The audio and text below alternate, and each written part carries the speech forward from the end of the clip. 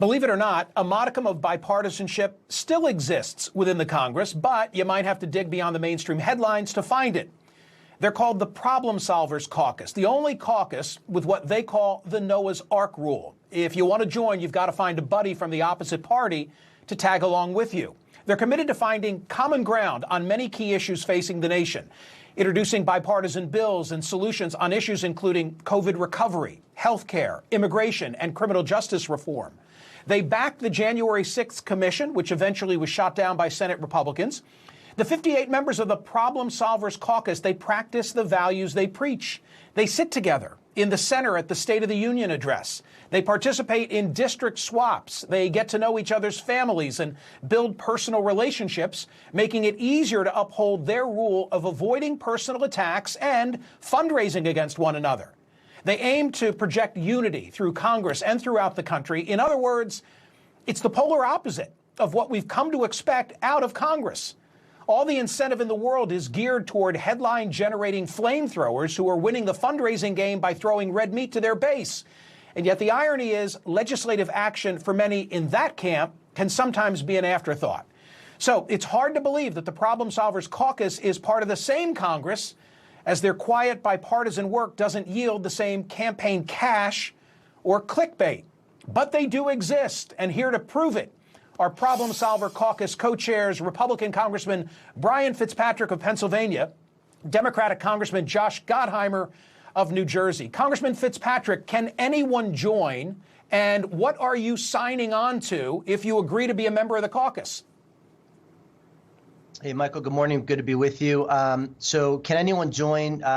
Anyone can ask to join, but to actually become a member has to be approved by the group, first by me and Josh as co-chairs, and then by the group as a whole. And they have to have demonstrated some interest in crossing the aisle and have demonstrated some courage in breaking with party leadership.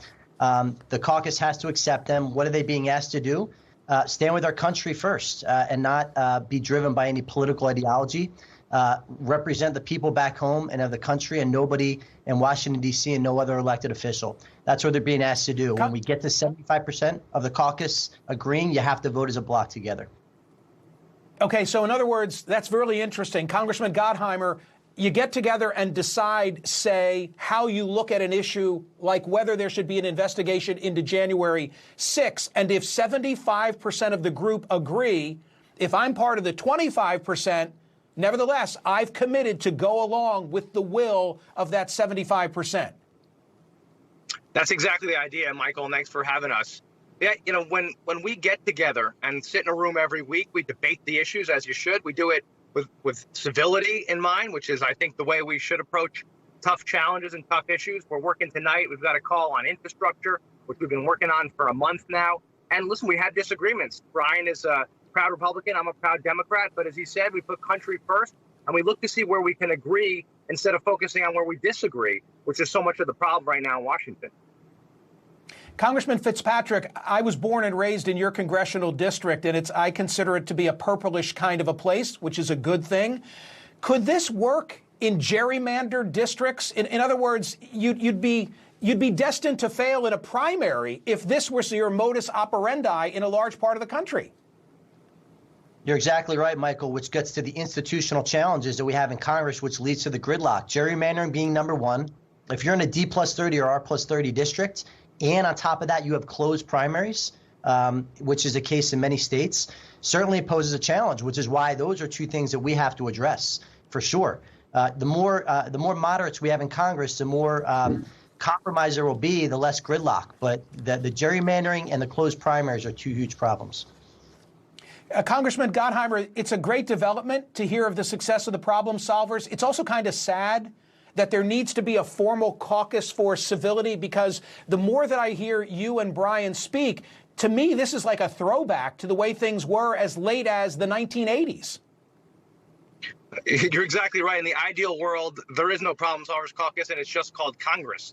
But I'll tell you, when we were working together at the end of last year, trying to get a $908 billion deal done, we helped lead it in the House. We work with a bipartisan group in the Senate. We get together weekly. I know that sounds crazy, right? We're not about tweets and screaming at each other. We're about trying to find a place of common ground and common sense solutions. And frankly, I hope that one day we don't have to exist. But for right now, whether it's infrastructure or criminal justice reform or police reform or immigration, some of the toughest issues, it's going to take us working together with each other and talking to one another and listening to one another. And I'll tell you, it is a breath of fresh air. I wish the whole country could see our conversations. I think we'd all feel better about Congress. Congressman Fitzpatrick, how, if you know, are you regarded by what I'll describe as the noisemakers? I've got this vision of the lunchroom in Congress where they're throwing paper airplanes at you guys.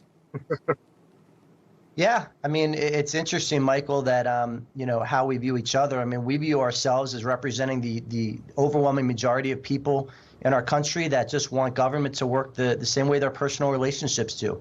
You never get everything you want. You rather get 80% of something than 100% of nothing. You don't allow the perfect to be the enemy of the good. But you know politics better than anyone, Michael.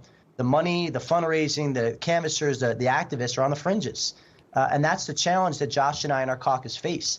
But we believe in it wholeheartedly because we believe that's what our country needs. Well, Exactly. And Congressman Gottheimer, I can think of a particular member of Congress who would never make your cut for membership.